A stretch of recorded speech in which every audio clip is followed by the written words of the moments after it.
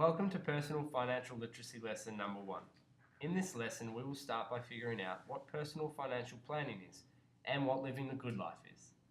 Personal financial planning is a set of tools that allows anyone the ability to reach a set of financial goals that will enable them to live the good life. So, what is the good life, you ask? Well, the good life could be many different things to many different people. Me, for instance, I like to play golf. I like to spend time with my friends. But to you it may be something different. The good life could mean having a nice home and a nice car, just like the one you see now on your screen. You could be driving around town in that beautiful sports car, windows down, music blaring really loud. People who see you whiz by would think to themselves, man, that guy must be doing something right. After you drive your car, you pull into your mansion, let the butler know that you're thirsty, like to have a drink. Then you go to the backyard, get in your hot tub, watch the football, watch the baseball, all these things. The good life may mean to have nice toys such as a boat or yacht. Can you imagine having this boat right here? How cool does that look? You can invite all your friends, hang out on the deck, head to some exotic destination, sunbathe on the deck there, deep sea fishing, jet skiing, scuba diving, you name it, you get to do it. Maybe you could take your yacht to a nice tropical island, spend some time there. Sit on the beach. Look at this beautiful beach coming up here. This is a picture that I actually took from my backyard. I love this beach. In order for me to be able to afford a place like this one, I had to make some good financial decisions. Would you like to have access to this beautiful beach, or one like it close to where you live? How would you like to come visit me at this beach in Australia? In order for you to come visit me, you need to be able to afford to get here, and the plane tickets are not so cheap. Maybe you'd like to go somewhere else, maybe somewhere like Colorado, a little closer to home. Maybe you'd like to take different vacations to different locations around America. Snow skiing is very expensive. First of all, you have to get to the mountain, then you have to pay for a lift ticket, rent the equipment, pay for lodging, all these things that cost money. But if you've got the ability to do it, then you've got the ability to have a good time. How would you like to have one of these motorcycles? My brother actually just purchased one of these, and he rides it fast. He knows how to live the good life. And I can tell you, I'm very, very jealous of his ability to take this out on the road whenever he likes. When I go back home, I'm going to ask him to let me ride it. That would be a great time. Maybe the good life is having just a good family life. Something to come home to every day. Starting a family takes a lot of resources. It is very expensive to start a family. Children are expensive. I'm not expensive, but children are expensive. The best example is paying for your children's schooling, their education, all the toys that they want, all these sorts of things. It becomes a very expensive venture. So in short, it could mean having a good life means a lot of different things to a lot of different people. And it depends on what stage of life you're in. There are some factors that may have an impact on your ability to live the good life.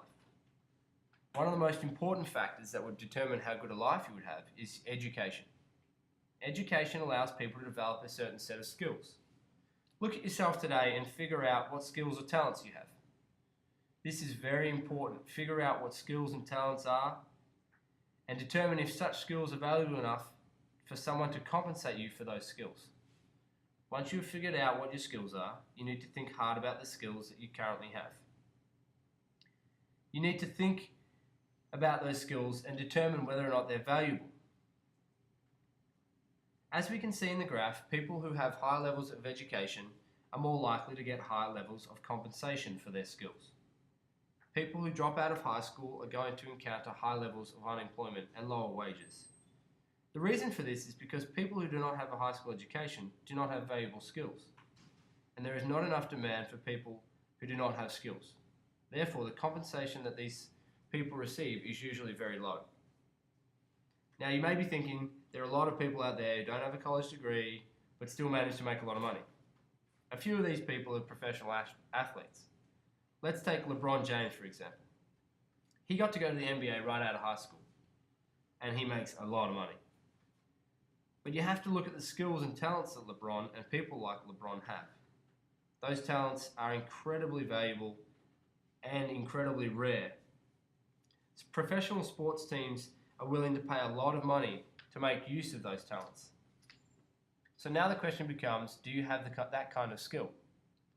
Do you have that kind of talent? If you don't, then it would definitely be worth you consider getting an education.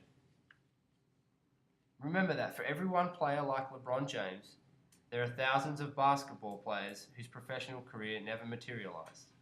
And to make matters worse, basketball was their only skill. It was their only thing to fall back on. We can conclude that the same is true for other sports, as for aspiring actors, actresses, musicians, artists. Sometimes it is not enough to have a college education. The field that you choose can also have an impact on your earnings and your ability to live the good life. So as you can see in this slide, you can see that depending on your career that you choose, you are going to have different levels of compensation. The harder or more technical the field that you choose, the higher the level of compensation that you will experience. Additionally, for the most part, you will also experience lower levels of unemployment in those industries. For instance, getting a medical degree is difficult. Therefore, not a lot of people choose to become medical doctors or nurses. Since there is a large demand for doctors and nurses, and the supply of doctors and nurses is not large to keep up with the demand of these types of professionals, the compensation levels that they experience are higher than other occupations that are maybe easier or more common. People in the financial services industries, along with engineers, experience the same type of situation. So it is important that you consider career options that may be a little bit more demanding or difficult, but that will give you a set of skills that are highly regarded and whose potential employers are willing to handsomely compensate you for those skills that you have gained. Therefore, if you want to live the good life, along with choosing a career that most people likely enjoy, you should choose a career that will provide you with the highest levels of compensation. Besides your level of education and occupation, there are other factors that may have an impact on your earnings and your ability to live the good life. Some of these factors include your gender. It is a well-established fact that for some occupations, men will get higher compensation than women. Also, the geographical area in which you live has an impact on your earnings. It is a well-known fact that if you live in either the East or West Coast, you will be more likely to earn more. Your cost of living in those areas will also be higher, but for the most part, you're going to earn more money. Most importantly, the factor that will have the most impact on your ability to live the good life will actually be the decisions that you choose to make with the money that you earn. It is very important that you make good decisions with your money so that you don't encounter financial difficulties in the future. Probably the best example I can give to you of this is people that win the lottery. How many times do you hear of someone who wins just an outstanding amount of money, just something ridiculous, and then 2 years later they're on the news again, but this time it's because they're bankrupt? These people have definitely made the wrong decisions with the money they've got. In order for you to be able to accomplish your financial goals, you need to plan. You may have never planned before, so you have to learn how to plan, just like you have to learn how to do anything else. The following video shows you how to start learning how to make good decisions with the money that you earn. Are you tired of wasting money? Then you need the newest and most amazing invention ever made to track your spending. It's the Track-O-Matic. Just strap the ready-to-wear Track-O-Matic to your wrist, and you'll never worry about where you're wasting your money ever again. Let me show you how it works. Ooh, how convenient. An ATM. I'll just whip out the old bank card and withdraw some cash. This ATM is not from my bank. At $2 each time, 10 uses a month is $20. I might as well throw out the window. Thanks, Track-O-Matic. Using the same technology that keeps dogs from wandering out of their yards, a Track-O-Matic will keep you from straying off your budget and wasting money. Time to grab my daily double-shot jumbo frappe latte. Wow! At $5 a day, that's $150 a month I could be putting towards something more important, like paying off debt. My cell phone's a major expense too. Ringtones, roaming charges, and text messages can add up in a big way. At $50 a month, that's $600 a year I could put in a savings account. The Track-O-Matic will help you curb your impulse spending and show you all the places you can save money. You'll be amazed at where your Track-O-Matic works. Like ordering takeout, using a credit card that charges a high interest rate or annual fees, the pain, or just watching high-priced cable TV. The Track-O-Matic has 3 handy settings you can use to see how much money you're wasting. A few dollars a day can add up to hundreds a month and thousands a year. If I just cut out coffee and cable TV, I would save $250 a month. That's $3,000 a year. Zowie! Thanks, Track-O-Matic. Order your Track-O-Matic now and we'll include this free tube of burn ointment. Do not use Track-O-Matic around small children or pets. Discontinue use if Track-O-Matic causes skin irritation or hair loss. Do not use Track-O-Matic near vehicles with combustion engines or near propane tanks. Makers of Track-O-Matic are not responsible for any fires caused by Track-O-Matic. Consult your doctor before using Track-O-Matic.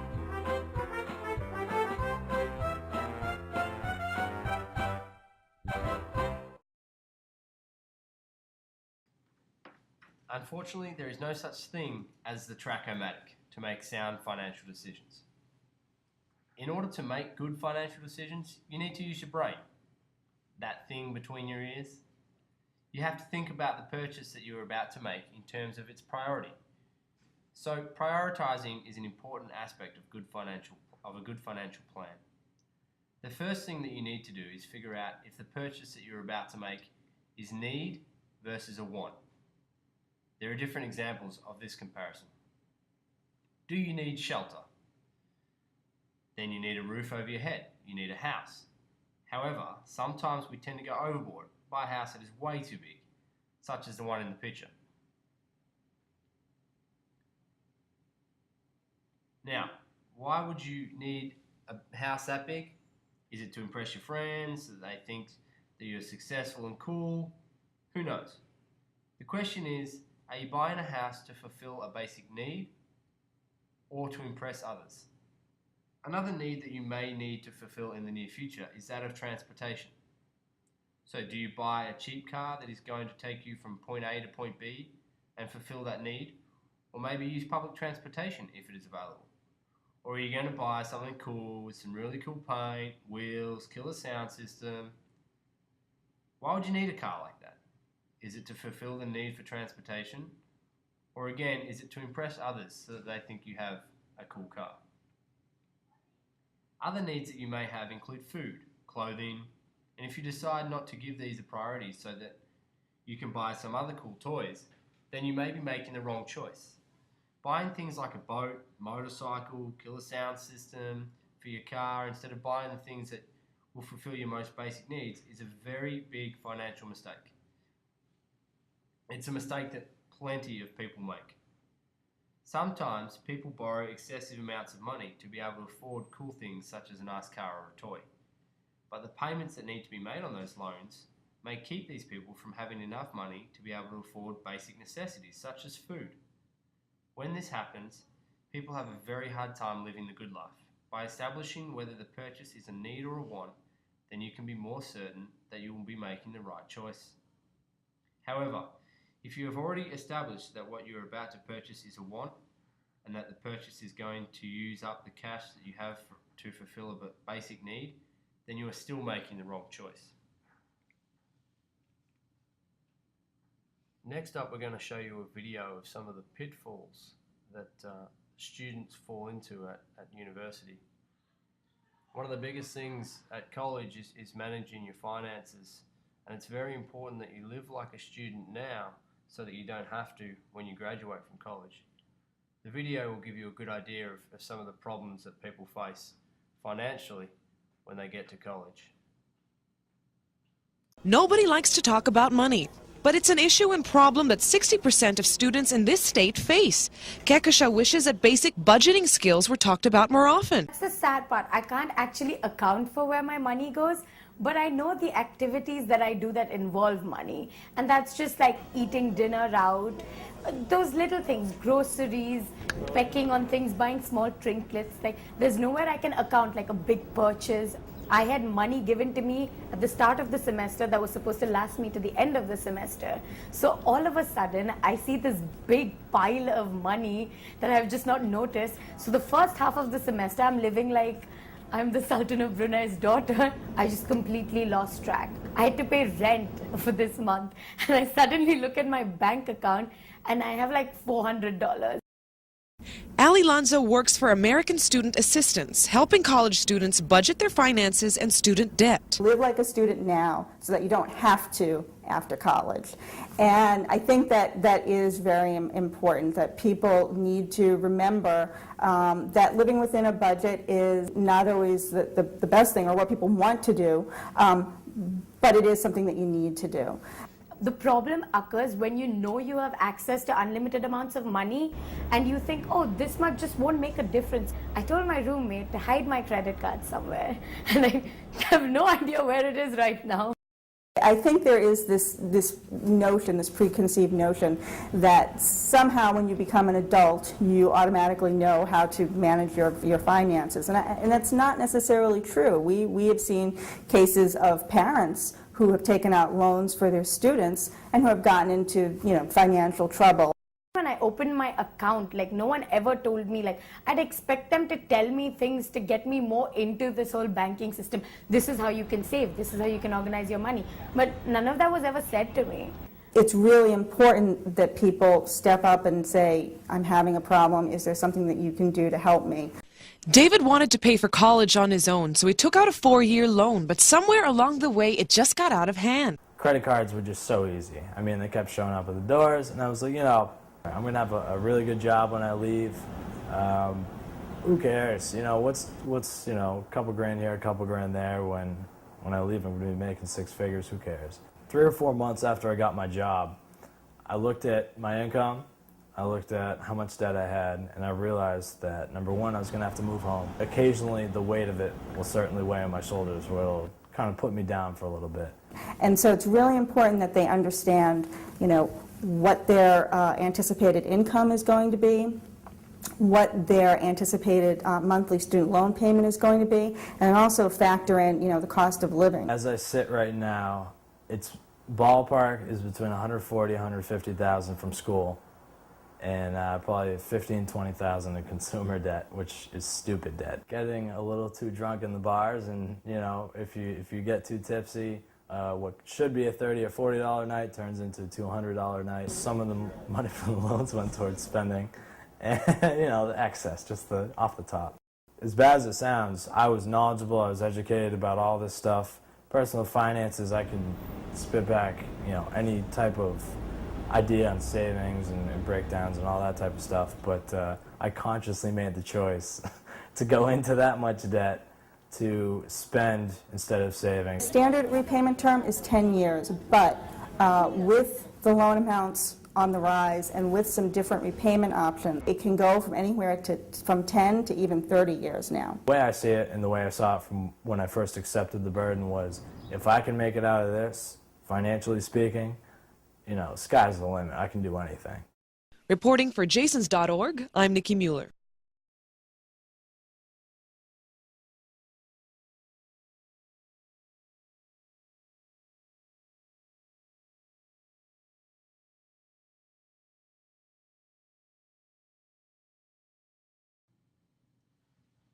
Another way in which you can prioritize is by figuring out when you need to fulfill those needs.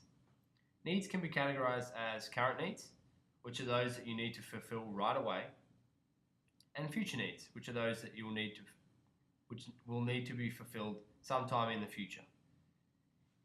If the item that you need to purchase is something that you need immediately, then you have no choice but to spend the money to acquire it. If the item is something that you will need to use in the future, then you have time to start saving money so that you can have cash to make the purchase when the moment comes. The following are examples of short-term and long-term financial goals. In the short-term side of things, you have clothing, Or maybe your car needs immediate maintenance, or going to the doctor because you have not been feeling well, or you may need school supplies. Maybe prom is coming and you need a nice outfit that you can wear to the upcoming occasion. Examples of long-term goals could include saving money so you can buy a car. It does not have to be a new car, but you may need to have a more reliable car when you go to college, so that you can start saving some funds so that when you are ready to go to college, you have at least a sizable down payment that you only have to finance a portion of the purchase price. Maybe you are planning to go to college and you need to save some money to pay for a couple of semesters so you don't have to have as much college loan debt by the time you graduate. Maybe you are planning on getting married, and yes, weddings are expensive, so you may need to have a financial plan for a future wedding, especially if the wedding is going to be a big one. What would happen when you graduate from college? You may need to get some nice clothes so you can start interviewing for different jobs. What if you get a job somewhere else? You may have to incur some moving expenses. You may get a job overseas or somewhere else in the US than you currently live. Maybe later on you want to buy a home. If that is the case, you definitely need to have enough money to make a good down payment. You may want to start a family, and again, children are super expensive. So you'll have to develop a savings plan that will enable you to be financially ready to start a family. To make the task of planning a little bit easier, we have a couple of tools that can help us. This table shows different goals with different priorities, different costs, different target dates. The table shows current needs, which means that we are going to be planning for the short term. The examples of these goals show the need for car repair. This person's car needs new tires and a brake job, and we can see that the priority is high. The priority reflects how important it is to have a reliable car that is able to stop when it is needed. It also shows the costs related to having those brakes fixed and tires replaced. What is the rationale behind having a target date for these goals? Well, the reason why you put a date on a goal is that it makes the goal more realistic. You know by that date that the tires and brakes need to be taken care of. Another goal that we see in the table is the need to buy new clothes for school. Maybe this person has gotten taller in the last few months and the clothes that she or he currently has no longer fit properly. Once again, we see that priority, but in this case, the priority is of medium importance, which means it is not necessarily that urgent for the person to buy new clothes, or maybe he or she can hold on to his current clothes for a little bit longer. Now, this person knows that he or she may not look as good wearing clothes that no longer fit, but at least you would not be going to school wearing no clothes at all, and that would be a shocker. Here we have an example of a low priority goal. We see that this person wishes to buy a car stereo with an MP3 audio input. This is definitely not a need, rather it is a want. And this person reflects the importance of having a new car stereo by assigning a low priority to that goal. If this goal is not fulfilled, the car will continue to run, the person will still be able to get from point A to point B, regardless of whether or not they have the new car stereo. Another example, maybe prom is coming up. Maybe this person is a girl who would like to have a new dress and some jewelry. The priority of this goal is medium because she does not really have to go to prom, but she would really like to go, and she'd really like to go looking nice. She may not need the new jewelry and may be able to get away with borrowing something nice from maybe one of her family members. But the priority is not really that high, and the cost associated with it is a couple of $100s. You may have some short-term goals that you may want to accomplish. Using this tool, you would be better able to make those decisions. You'd be better off choosing a tool like this to help you make your short-term decisions with your money. This next table shows some examples of medium-term planning. Medium-term plans are related to goals that will be fulfilled in, let's say, the next 2 to 5 years. Maybe you're a high schooler. You'd like to save some money for college.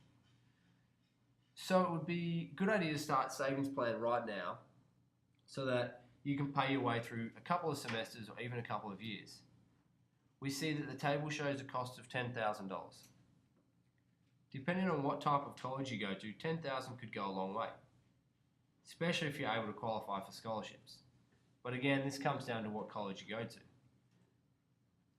We see that a priority for this goal is high and that the goal needs to be fulfilled by the summer of 2014. Since this person is planning to go to college, maybe this person is going to need to buy, let's say, a new laptop. We see once again that this goal's priority is high and that the date in which the goal needs to be fulfilled matches the date that the college goal needs to be fulfilled.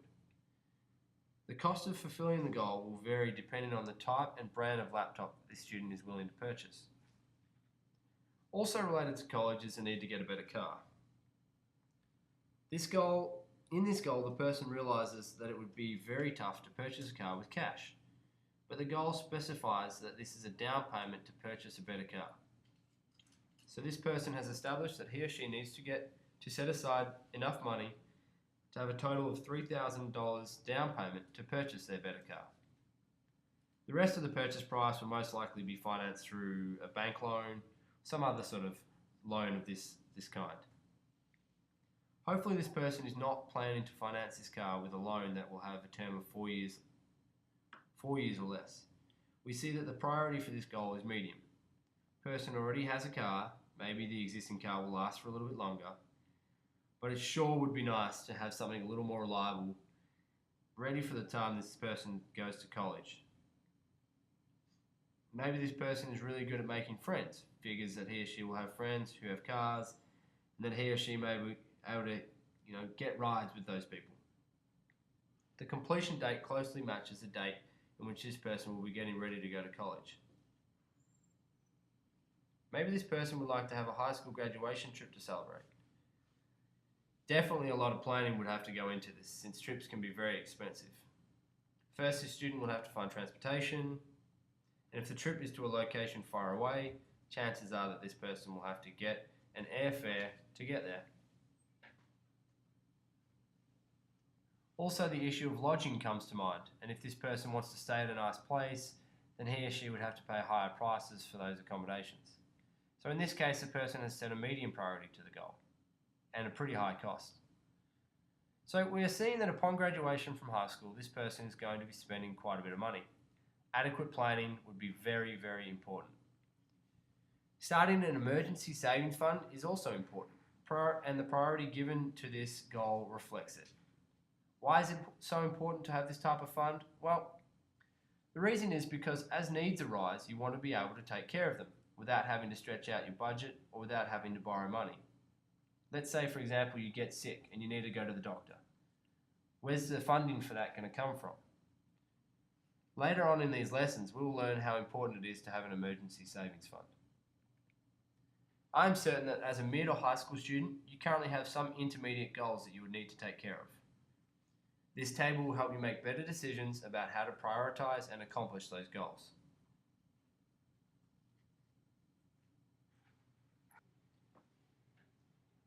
Long-term goals are goals that need to be fulfilled at least 6 years into the future.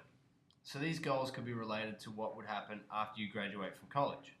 Some of the examples that are presented in this table reflect graduation from college and the need to start your professional career. Some of the costs associated with this goal include having to travel out of town, maybe do an interview for jobs, or maybe having to buy a business suit to look professional for these job interviews. Maybe you will be able to find a job right after you graduate. You would need to change apartments, maybe even get a new car, who knows. Chances are that you would not like to live with your college buddies anymore once you start a professional career. Even though that sounds cool right now, I'm telling you, 4 or 5 years after you finish college, it's probably not going to be the thing you want to do. So having to move out and find a new apartment would cost you some money. And since you would more likely be eager to start your career and start making money, then the priority that it is related to this goal would be high. Maybe once you have started your career, you may need to ditch the jeans, t-shirts, polo caps, get some more professional attire. So a new wardrobe would be in order. As we can see, the priority for this goal will be high. since you may not have a big selection available to choose from in your closet. As you start your career, you may realize that you need more reliable transportation, and that a car that you had in college is no longer as reliable as it used to be. In this case, you may have to buy a better car, maybe one that, with current fuel prices going up, something that's going to save you a little bit more money in that area. Once again, saving for the down payment would be something that you may need to do after you graduate from college. Maybe you and some friends would like to take a graduation trip after you're finished. Once again, adequate planning would be in order to be able to take care of all the expenses associated with graduating from college. Is a college graduation trip going to keep you from accomplishing some of the other more important goals?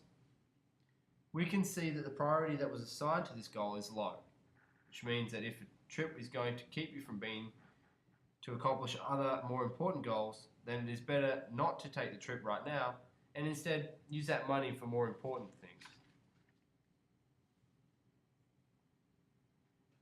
Why do you need an emergency savings fund? I talked about this earlier, and it's something that I wanted to come back to. These accounts actually allow people to have cash available whenever it is actually needed. Some of these instances in which cash is needed may be emergency situations. An example of such a situation would be having a family member sick, maybe in a different state. If that is the case, you're probably going to need to get there right away. You may need to buy a plane ticket. Maybe, it's a long journey over different states and you're going to have to fill up the car 3 or 4 times with gas. If you're not able to stay in your family member's home, you're going to have to spend even more money to stay in a hotel. If you do not have cash in an emergency savings account, where would you get the cash to take care of such an emergency?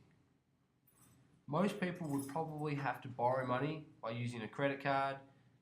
Some people would be able to go to their friends, but again, it's something that it's a position you don't want to be in. And although using a credit card would probably be a good solution, it is still better to use cash. Having an emergency savings account helps people stay out of debt. Once the cash in the emergency fund is taken out, you will need to replenish it over time so that the funds are readily available for the next emergency situation. Another issue that needs to be considered is the amount of money that you will need to have in your emergency fund. So how much money should you have in such a fund? A good rule of thumb is to have at least 3 months of take-home earnings. That way, if the emergency is something like losing your job, maybe getting injured on the job, then you have up to 90 days to find a new source of income. So if your take-home pay is, say, $5,000 per month, including your spouse's salary, then you should have a minimum of $15,000 in your account. If the job market is tight and the unemployment rate is high, then consider having at least 6 months worth of take-home pay in your emergency savings fund, so that if you have to find a different job, you don't have to settle for the first job you get. The following video will show you why it is important to have an emergency fund.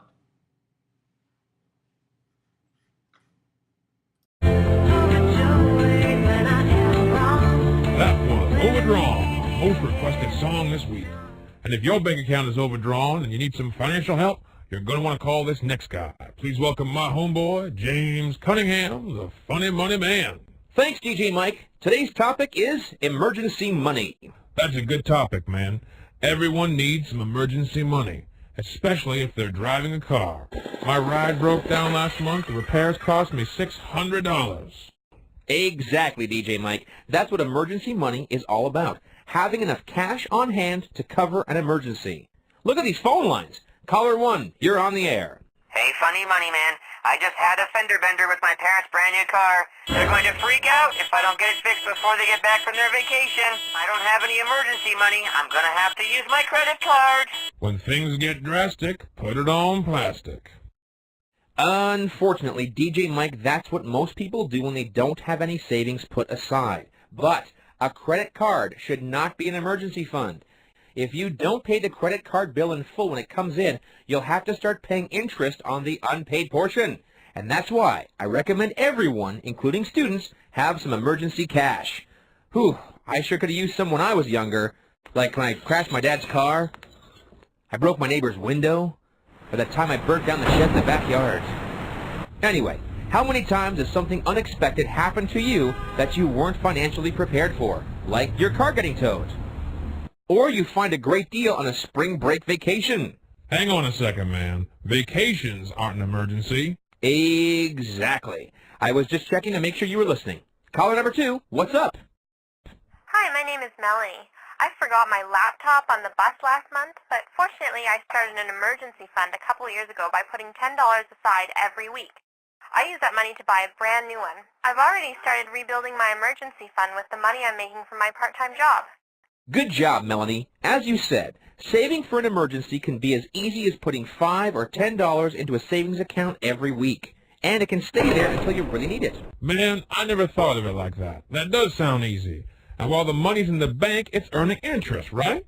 That's right, DJ Mike. Caller 3, how can the Funny Money Man help you? This is your father. You can start by writing out a check to pay for the shed you burnt down, and while you're at it, you still owe your mother and I for the... Ooh, that's all the time we have for today. Until next time, remember, having money put away can really save the day.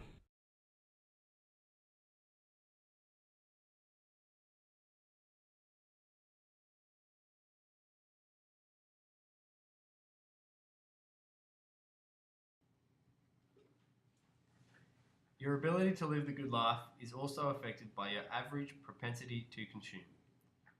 Everyone, even you, has an average propensity to consume. But what is it? Your average propensity to consume is the percentage of each dollar of income on average that you spend for current needs rather than savings. In other words, if you spend a big portion of your income on just surviving, you will not have enough money left over to live the good life. Having a low average propensity to consume, that is, having a lower portion of your income spent on satisfying basic needs, is something that you need to strive to do. How would you be able to have a lower average propensity to consume? One thing you can do is watch your spending.